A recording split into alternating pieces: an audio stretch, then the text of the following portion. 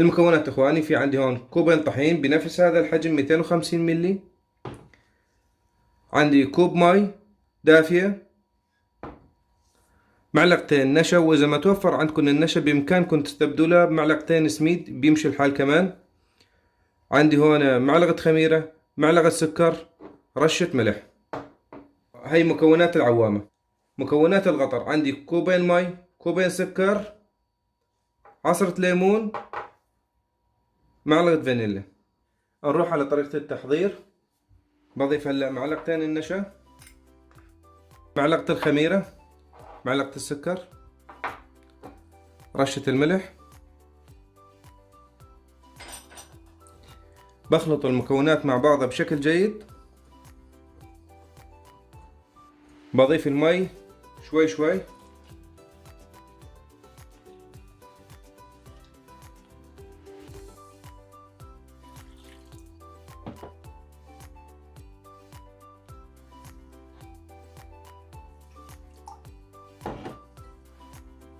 طبعا اذا ما كفاكم المي بامكانكم تزيدوا، لأنه حسب نوعية الطحين.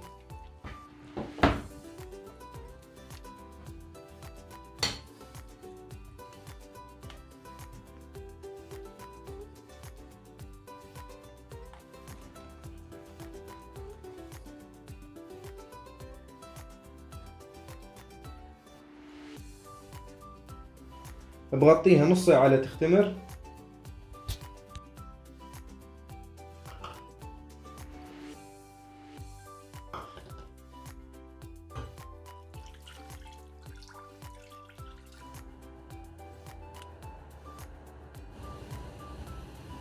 وهلا بعد ما غلي المي عندي بضيف الليمون وبخلي الفانيلا لاخر شي.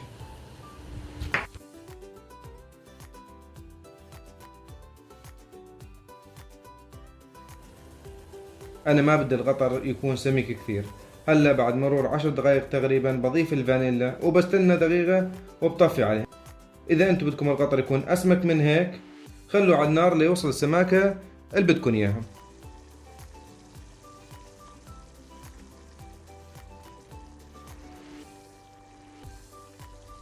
بدي فضل العجينة اول شي من الهواء.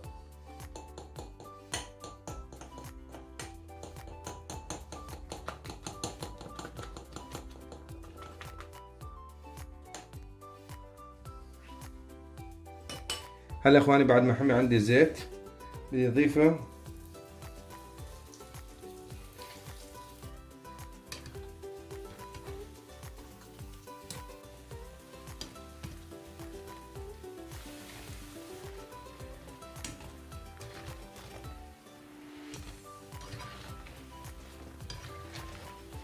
وبظل بحركها بهذا الشكل لتاخذ معي لون ذهبي، وبعدين بشيلها خليها لتبرد وبرجعها مرة ثانية على الزيت.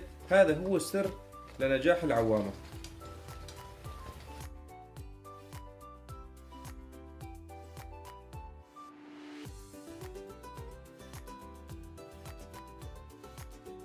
هلا صار بدي شيله بعد ما اخذت هذا اللون.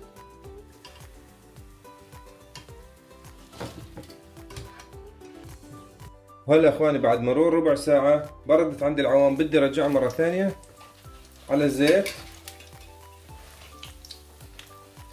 وبحركها كمان.